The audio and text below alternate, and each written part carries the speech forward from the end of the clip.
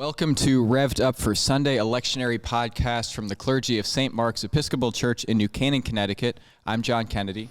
I'm Peter Walsh. I'm Elizabeth Garnsey. And it is Advent 4, and the text for today is something that I think everybody agrees on, the virgin birth, right? So we'll have nothing to talk about today. Cut. Let's hear the story of the Annunciation to Mary.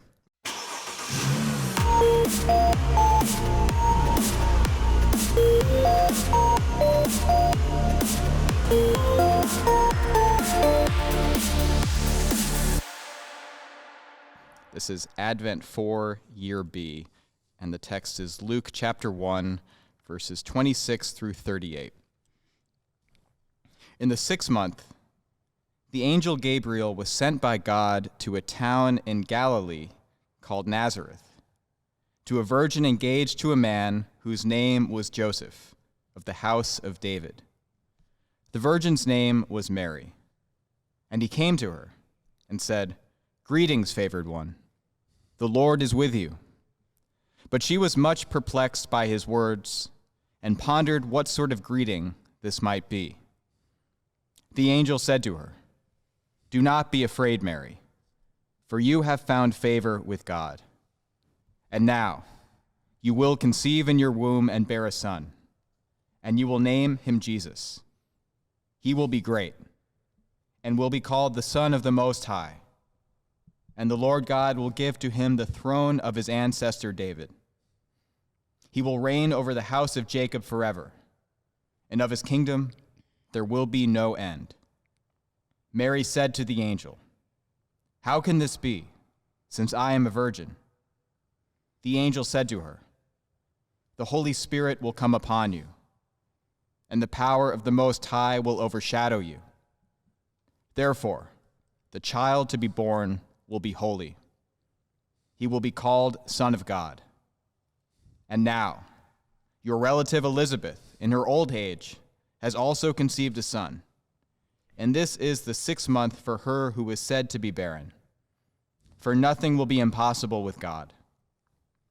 Then Mary said, "Here am I, the servant of the Lord. Let it be with me according to your word." Then the angel departed from her. Okay. So well, I'm glad I'm super glad we've got Mary on the tableau here this morning, and just to claim one or two things. One is the monumentality of Mary in the Christian tradition, and that the devotional life toward Mary and the pilgrimage sites for Mary are very, very big. And to just locate this in Nazareth, which is obviously, when Jesus was a boy, was a village. It was a hamlet. It wasn't even a village. It probably had 90 to 190 people or something like that. And now Nazareth is a city, and there are 2 churches that venerate the Annunciation, and the one is a Roman Catholic basilica built over a 5th century Byzantine church. The basilica is a large brutalist architecture piece, and pilgrims pour into this place. It's called the Church. The Church of the Holy Annunciation, but all the different nations have contributed mosaics to the walls around it, and it's built over what is believed to be Mary's house, and it's believed that the angel Gabriel came to Mary's house. As with so many things in the Holy Land, there's another version, which is the Orthodox also have a church. It's a much smaller church. That's also the Church of the Annunciation, and that is built over the well in town where Mary would have gone to get water. And it's believed in the Orthodox tradition that the angel Gabriel came to Mary while she was at the well. So we have 2 of these places, but I just want to claim at the outset that people from throughout the world pour in to get close to Mary in these places of the Annunciation. This is a big deal story. A big deal story. Yeah, I don't think you can understate the significance of Mary. And even when people in the Protestant world sort of bristle at Marian practices and veneration, if you just stay in the story, there wouldn't be any of this incarnation without her.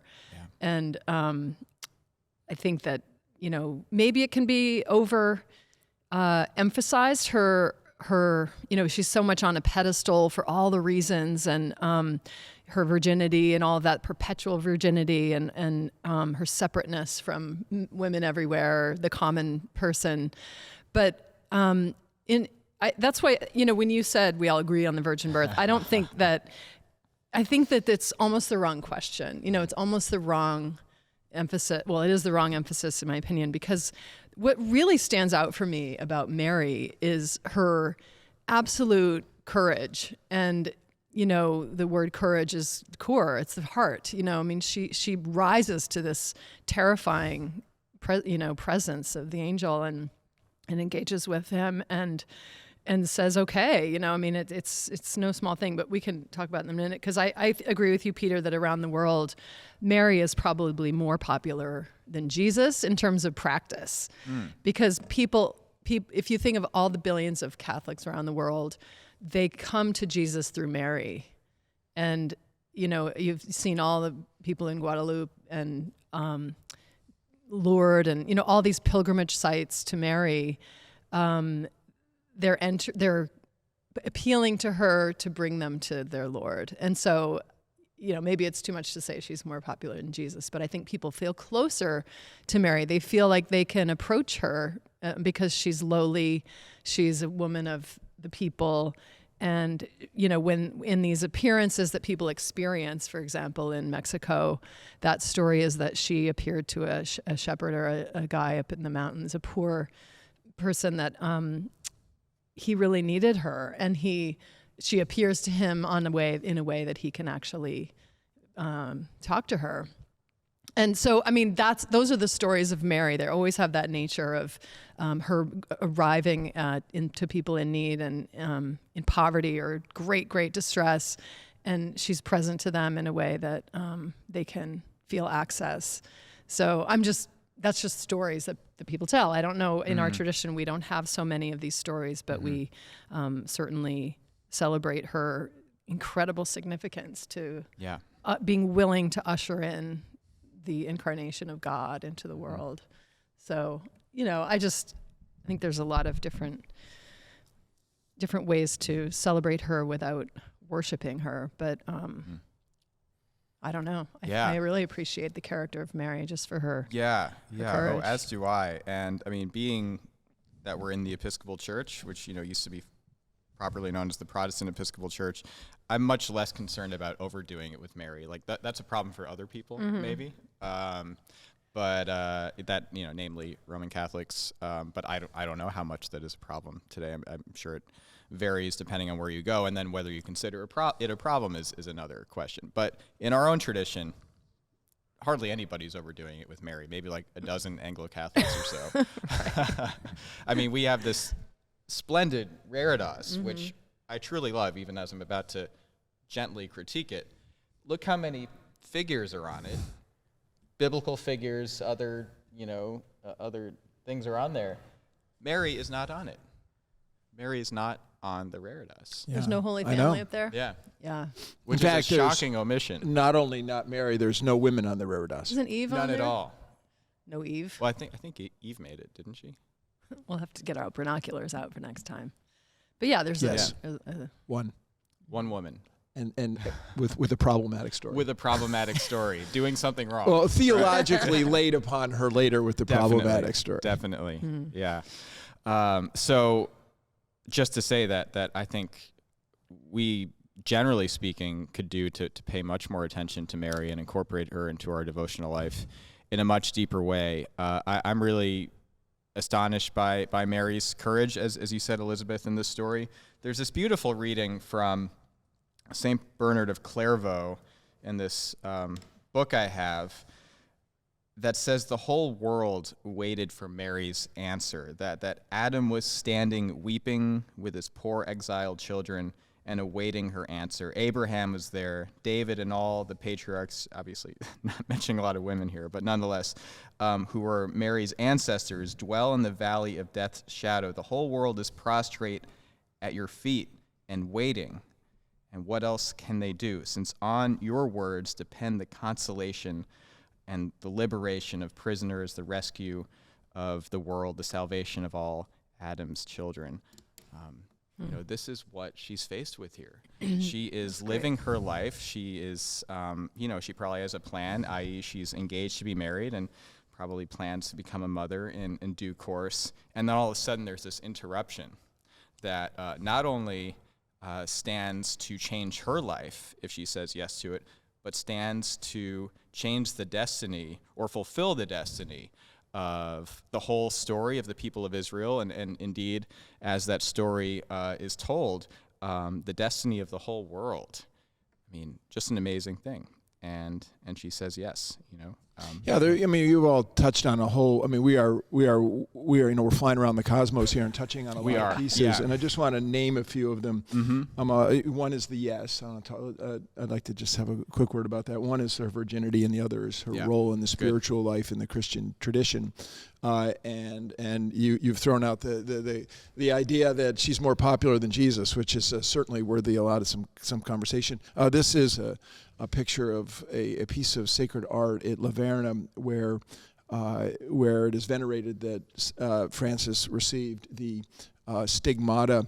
And this other great picture of Sister Angela talking to my daughter, Olivia, and we were there visiting on a Footsteps of Francis. And Sister Angela is a Franciscan nun, and she held us before this incredible piece of art. And what she spoke about was yes. And you may notice that in the scripture, the way it's translated in the NRSV, we don't actually get yes. Right. We get here I am, the kind of here I am, Lord, which we see in Abraham and Moses and Isaiah and then Ananias too. But it doesn't say behold or yes, which is what the translation is in the RSV. This is the NRSV, so she doesn't actually say yes in the scriptures. It comes to us. I mean, you get that this is yes. Right, here I am. Send she me says, again. "Let it be." Let it be. Could say that's the starter. The beginning of the Beatles' great song here. But anyway, and what Sister Angela was unfolding for us when we were there in a way that touched everybody. Sister Angela, perhaps one of the holiest people ever, ended up in the presence of, and she talked about the yes. What did her yes mean? What did her behold, which is a biblical way of saying yes, mean? And it was interesting because she's like, the salvation of the whole world depends on this girl's yes. And I remember thinking, well, wait a minute. If she said no, can't God just go find someone else for the job? Fair I mean, what do question. you mean it all depends on Mary's yes?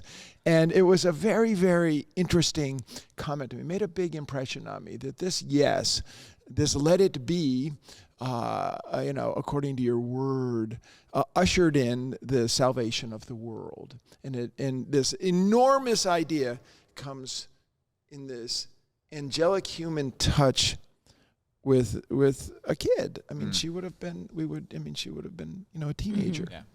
I think that's a really important point, Peter. And if we can just back up to Gabriel for a second. I mean, Gabriel is an angel who we've known since the book of Daniel, who appears to explain Daniel's vast vision to him. And Daniel is sick for days after the angel visits him.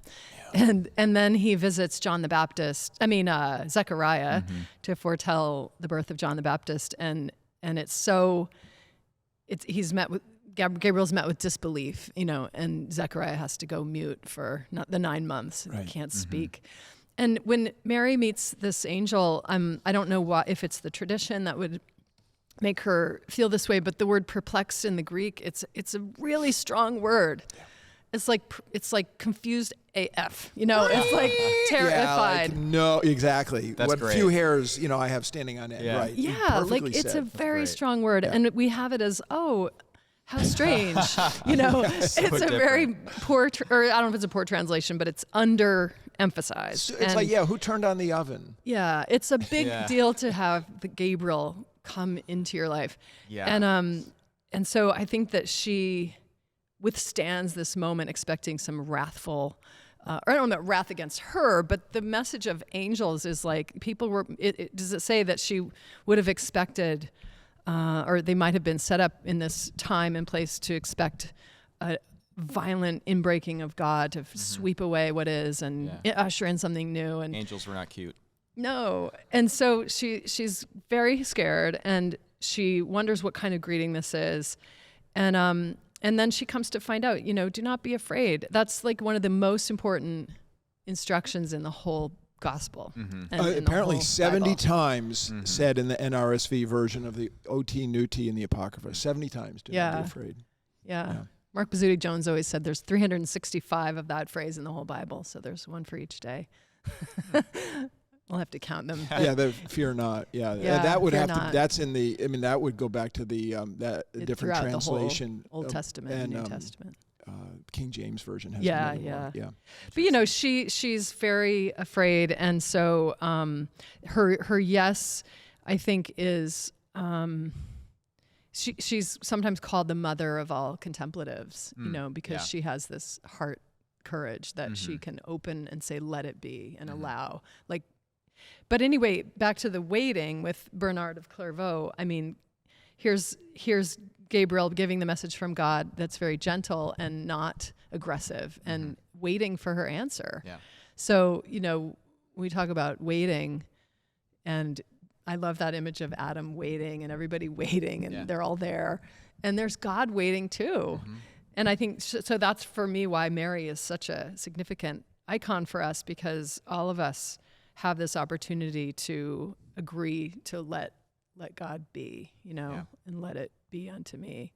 Yeah. So that's where co-creation can happen, is in the opening of our hearts to, even in the face of fear and terror and possibility and unknowns. Right. So that's super well said, and I'm really jazzed by what you have to say, and it brings me back to Sister Angela. Now we have Reverend Elizabeth and Sister Angela, and Rob, if you would pull that picture up again, and because you'll notice in the picture in the upper right corner, you see God the Father with the angels praying that Mary will say yes. Oh, wow. And so the big issue that Sister Angela spoke about wasn't just Mary's yes to salvation, it was the pause in between the yes, the waiting that you were talking about, the moment that's in between. Yeah. And which beautifully said. Yeah, I mean, co-creation is really what the whole biblical drama is about. From the very beginning, God creates the world, God creates a garden, puts human beings in it to co-create, to be fruitful and multiply and bring about the potential fullness of the world into actuality. In Jewish theology, there's this very well-defined idea that God created an incomplete world, and that it is the human vocation to bring creation to its completion. Oh, interesting. And obviously, the Old Testament, among other things, Tikkun, is it? That is exactly it. So is that Tikkun, like Tikkun in the That's transliteration. exactly right. Thank you for that. Yeah. So the Old Testament, among other things, is a story about human beings not doing such a good job living into this vocation. And then here is Mary, and she is ready for it. I mean, obviously, Roman Catholic theology has built up a lot of ideas around Mary's suitability for this, with the Immaculate Conception and so on. But we don't have to go into that right now necessarily. But just to say that Mary is somebody who is ready to really co-create with God and bring about the salvation of the world, which is a beautiful idea, because it means that that is our vocation as well. And maybe I would say truly the stakes are not as high for any one of us as they were for Mary, but nonetheless, a lot actually does depend upon, or at least await upon, our saying yes and our being available to give birth to Christ in the world in a more metaphorical way. We don't know how much stands to change based on how compassionately and wisely we show up in the world. And being a contemplative, I think, is a foundation upon which that really depends. Contemplative, not of course technically defined, but more generally defined as somebody who has an inner spaciousness into which God can enter and then go out into the world. Yeah, beautifully said, John. I'm just going to be mindful of time because we have so many big topics to hit. Let's hit virginity here. Okay. And a lot. I mean, we could spend hours and hours and hours. We're 20 minutes and we're just starting virginity. But just to touch, there's a biblical commentator, an Irish New Testament or biblical scholar that I'd love to listen to, and when I was cramming this morning and not shaving, one of the things that he said when I had him in my earbuds was that the cultural context, we just need to be really clear in the biblical cultural context. Virginity is not a higher state of purity. This is not a purity question as the church lays on it. It's a symbol of unrealized potential for life, a symbol of unrealized potential for life. And that Mary has unrealized potential for life. That's what it means to be the virgin, primarily in the biblical perspective, and that what God is doing with Elizabeth, who also was beyond bearing age, or Hannah, who was infertile. These annunciations for children was to say, your giving birth is to fulfill the potential for life in a very big L'd way.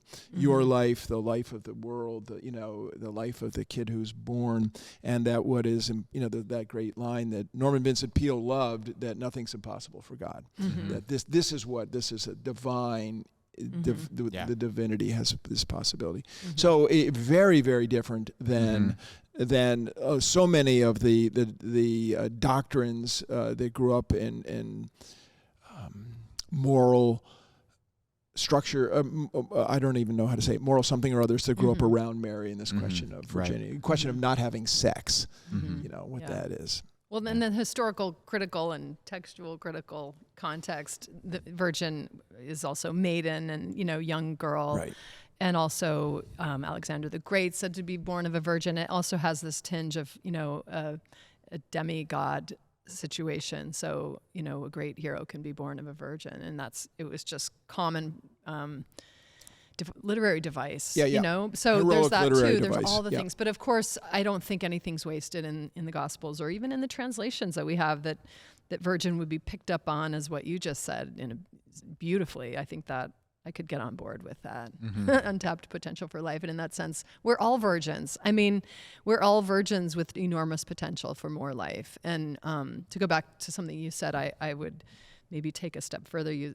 That when you mentioned that the stakes were higher for Mary, I would argue that the stakes are the highest they can possibly be for each of us, because if we deny the work of God in our lives, we are just dead inside, until we open up to agree to let it be inside of us, and we could usher in. Imagine what each of our own little lives could usher in the presence and power of God and change the world. I mean, that's what the world's waiting for. And it's just a barren land, So I don't know. I think there's incredible. It's a barren land. You're really rolling them out here today. I love that. Yeah. I don't know. Anyway. I mean, I was listening to the latest on electoral politics this morning, so I feel like it's a pretty barren land. Yeah. No, I'm not trying to stop you. I just love you're rolling the images together here. Yeah. Right. That is a good rolling together for sure.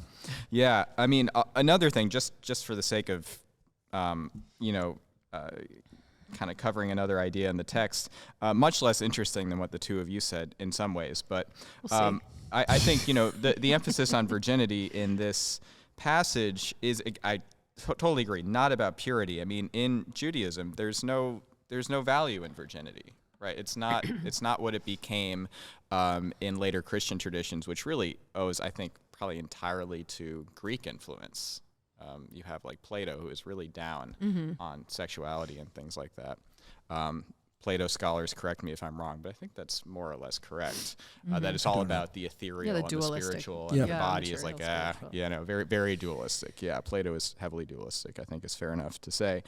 But so the value of virginity in the story is that Jesus is of supernatural origin. Right. He's not just the son of David. He's the Right. son of God, not the adopted son of God like the kings of Israel were said to be, but the true son of God, Right. unlike anybody else. Yeah. And that's what the virgin birth is about. Yeah, the It's paternity, more about, the it's more about theology. Jesus. Yeah, the theology of his paternity. Yeah. I mean, it names in here that he's going to be a son and Right. son of God. Right. Yeah. And all the images of Yeah. the son of the master coming in and all the parables and stuff. The son is as if it's the master himself. Yeah. Yeah. And I think that's what it is here too, that the son of the Most High is actually the Most High himself. Yeah. Yeah. Yeah, so I know Rob is, you can't know this, but Rob is holding up signs telling us how much time we're rattling on, and I'm watching Rob's signs. Just want to move toward one other thing here. Now that we've sewed up virginity, and I'm moving right on here. That the question of Mary in the Christian spiritual tradition, and we wheeled around that a little bit. You made the bold statement that more people, that Mary brings more intimacy with the divine than through Jesus, but then going to Jesus straight up. Yeah. And that was probably worth a whole podcast worth of 100%. conversation. And I'm not so sure that I agree with the wholeness of that statement. Flatly said, but I do agree that just looking at Orthodox icons, Mary's not always, but most often pointing toward the kid who looks like an adult in her arms. That Marian prayers go through her, and you noted the apparition, the appearance of Mary in Guadalupe, and to the peasant farmer on the hillside, and who's now sanctified in a very big way in Mexico. And some of you know I was just at the Basilica in Guadalupe and arrived during Mass and was able to receive communion with tens of thousands of people pouring in on like Tuesday or Thursday. It was just Tuesday or Thursday. It was the 10 o'clock Mass, and there were mobs of people, and it was so super well done. I mean, you come in and there's a conveyor belt, no joke, a conveyor belt that takes you by the shroud, and the story of the shroud is Mary appears to the peasant farmer. I think his name was John. On the hillside, Juan, exactly. Thank you. To Juan, and Juan goes to the bishop and says, "This happened, and Mary has appeared to me and wants there to be a place, basically a church built so that for veneration." And the bishop says, "Show me a sign." And so he goes back to the hillside and says, "Mary, you got to give me a sign. The boss wants a sign." And she said, "Well, pick some roses and put them in your shawl." He brings them, puts them in his shawl, opens them up before the bishop. And lo and behold, it's the image of Mary, which we consider the image of Our Lady of Guadalupe. And you named Lourdes and the healing properties of Mary, not only connected properties. She has a very soft touch spiritually. And I would recommend to anybody who has trouble in their Christian spiritual life to ask for help from Mary. Mary is a help giver. I mean, she gives people help all the time. Beautiful. She's the best. Yeah. Well, I mean, I guess what I was suggesting with my comment in the beginning is anecdotally around the world, people pray to Mary, and I'm not necessarily, you're recommending that, and that's great. I just was saying that actually it actually happens around the world, that people, that's the first line of prayer for many, many, many millions and billions around the world. And there's also artwork of Mary in every nation of the planet. I mean, you can find a depiction of Mary that's Chinese, that's Indian, that's South American, that's anything, anywhere you will find Mary. And it's incredible. So that's what I meant. 100%. And she's wildly popular. And can I just doubly reaffirm that in the 8 countries I went to around the world during my sabbatical, I stopped in at Christian churches, and I was in a lot of places where there's not a lot of Christian churches and places where there are a lot of Christian churches. And over and over and over, I found at 8:30 in the morning, there was a group of people saying the rosary in different languages. I know exactly what they're doing. They're just saying the rosary. So you're absolutely right. Yeah.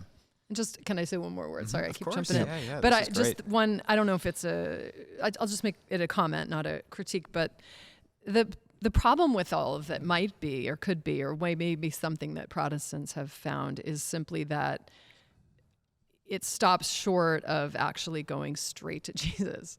I think that the Gospels tell us, especially in Matthew, we've just come out of in year A, Emmanuel, God with us, is God is right with us and within us, and we don't have to have intermediaries. But even though I think I take great comfort and encouragement from all of the saints, and I love Mary and contemplating Mary and even maybe communing with Mary, but I never want to lose sight that Jesus is like with us constantly, within, among, beyond. I mean, we're absolutely surrounded and infused with the presence, the incarnated presence of God, and the intermediaries can sometimes become,